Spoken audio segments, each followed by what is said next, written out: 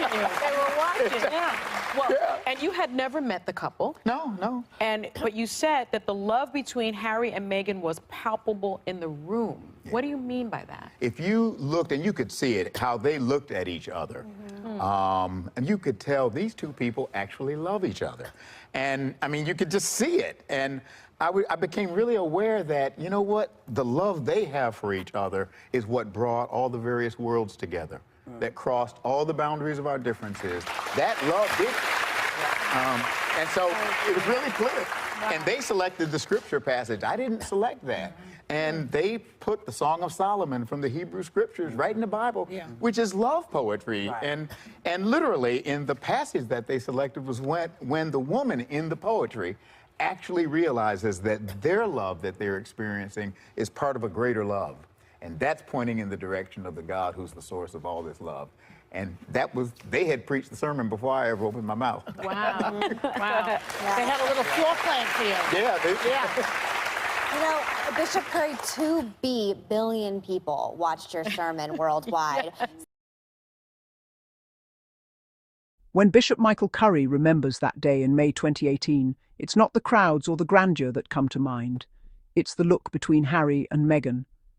In that single glance, he saw a love that was real, powerful, and ready to change the world. It was a moment so pure it cut through all the ceremony. For Bishop Curry, this wasn't just a royal event, it was a spiritual experience.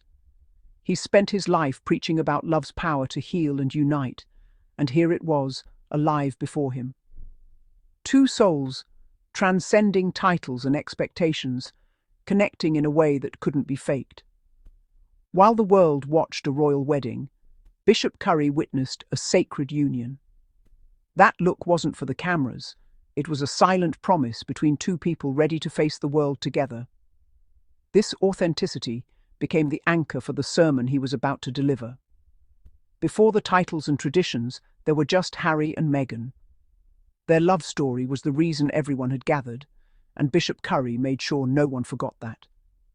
He saw past the spectacle to the heart of the matter, a deeply personal commitment. That genuine connection inspired him to speak with passion, sharing a message that would resonate far beyond the chapel walls. In the end, it was love, simple, undeniable, and world-changing, that defined the day. How did an American bishop end up at a British royal wedding? It started with a phone call Bishop Curry almost dismissed as a prank. A formal British voice invited him to preach at Harry and Meghan's wedding, but he was skeptical until the official email from Kensington Palace arrived. The invitation was real, and it came directly from the couple. Suddenly, the weight of the moment hit him. This was a global stage, and he'd been chosen to deliver a message of love. Bishop Curry felt humbled and deeply responsible. He prayed, reflected, and realized this was a calling, a chance to share his message of a loving, liberating God with the world. Harry and Meghan's choice was intentional. They wanted a voice that bridged worlds, someone who could bring a new energy to royal tradition. By inviting Bishop Curry, they were making a statement about inclusivity and change.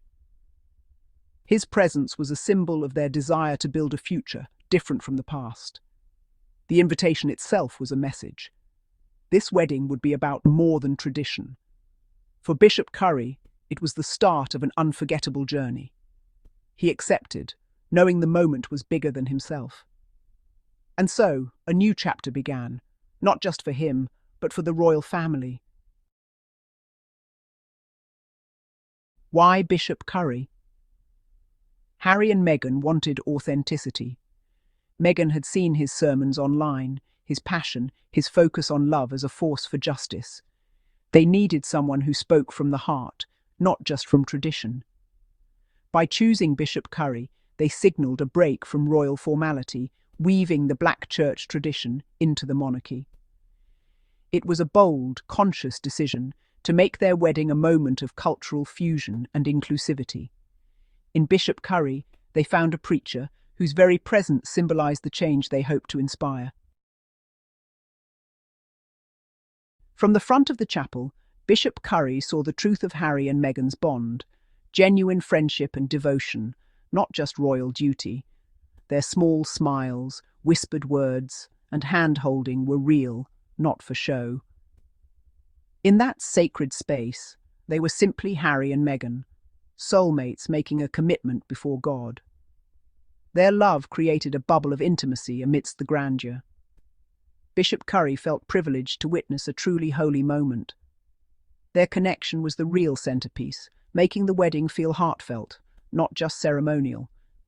In an institution defined by protocol, their visible love was revolutionary. It reminded everyone that at the core of tradition must be human connection. Harry and Meghan's wedding was a beautiful collision of worlds. The ancient halls of St. George's Chapel filled with new sounds and faces. British tradition meeting American heritage. The music blended Anglican hymns with the Kingdom Choir's soulful Stand By Me, electrifying the chapel. Bishop Curry's passionate sermon brought the spirit of the Black Church into the heart of the monarchy. Their choices honoured both heritages, creating a space where everyone belonged.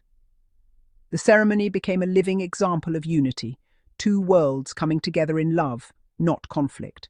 It was a declaration of a new era for the royal family, embracing diversity and joy. Harry and Meghan showed you don't have to erase your history to fit in. Their wedding was a powerful symbol of unity in a divided world. It proved love knows no boundaries of race, nation, or tradition.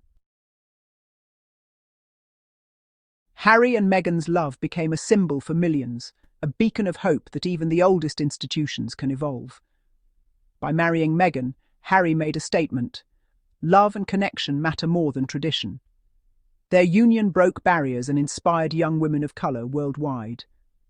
Bishop Curry saw their love as a sign of unity, a real-world example of love's power to create a new reality. Their story challenged the status quo, sparking conversations about race and tradition. But such visible change also brought backlash and scrutiny. Still, the hope they ignited couldn't be erased. Their legacy endures as a testament to the transformative power of love. When Bishop Curry took the pulpit, he spoke not just of romance, but of love's world-changing power. There's power in love, he began, and the chapel's energy shifted. This was no ordinary royal sermon. It was passionate, direct, and universal. He connected Harry and Meghan's love to the love that fuels justice and heals communities. Quoting Martin Luther King Jr., he placed their marriage in a larger context of liberation. His message transcended the wedding, speaking to our shared humanity. The sermon became a global phenomenon, authentic, joyful, and exactly what the world needed. Bishop Curry brought the spirit of the Black Church to a worldwide audience, unafraid to be fully himself. His words cut through the noise and negativity, capturing the essence of Harry and Meghan's journey. The sermon remains a touchstone, a reminder of the hope and truth of that day. Bishop Curry's support for the couple endures, always pointing back to the love he witnessed. No matter the challenges, the real story is about love's power to inspire change.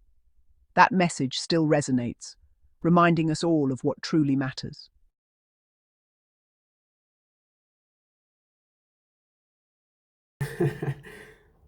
The submission itself sounds nice. And to my amazing and peculiar Sussex family, thank you all for watching our videos and tuning in to Daily Diaries Friday's update. Keep it light, keep it there, and see you next time in our next episode. Bye bye. May you have a good day and a good time. Keep shining. Bye bye.